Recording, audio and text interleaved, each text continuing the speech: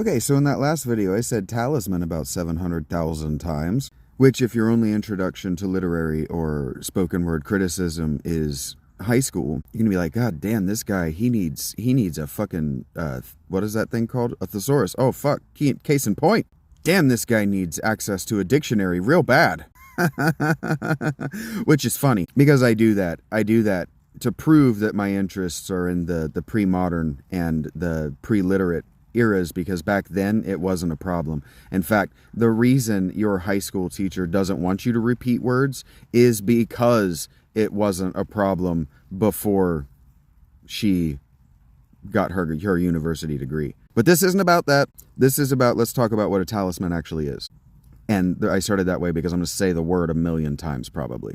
If you have any introductory knowledge of what magic is, you know that a talisman is probably a necklace of some sort. But a talisman is really any object that has had a magical intention put in it, and that magical intention tends to be inscribed on words. That's because when you talk about the correct spelling of a word, you're actually talking about the same word as a magic spell. Same etymology, goes all the way back to the damn hieroglyphs in Egypt. So you have to make sure that you properly spell your spell. Same word, repetition.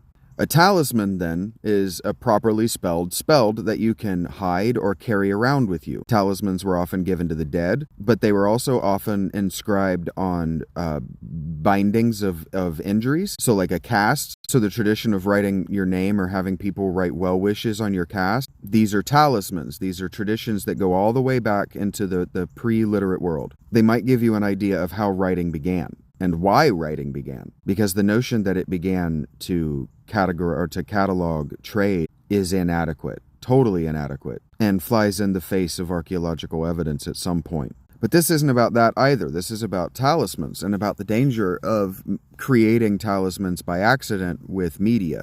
Because I'm noticing it in my creators. I say my because I take ownership of the things I get involved in. And so when I watch a movie, it becomes my movie and the director becomes my director. Do you understand what I'm saying? The screenwriter becomes my screenwriter. Because at the end user experience, it was made for me. And that's why I don't choose to say, well, I like or I dislike a movie. If I enjoy a movie, I'll say I enjoy it. And if I didn't enjoy a movie, I'll just say, well, it wasn't made for me. I wasn't the target audience. It wasn't made with my interests in mind, and so I wasn't able to see anything of myself in it, which means that the writer wasn't mine, wasn't my friend. And that's a philosophical standpoint that you don't have to occupy. That comes at the end of decades of deep meditation. And that's the point in the talismans I'm talking about. The people who used to create talismans had spent those decades. If you're making a talisman of a first-time singer-songwriter,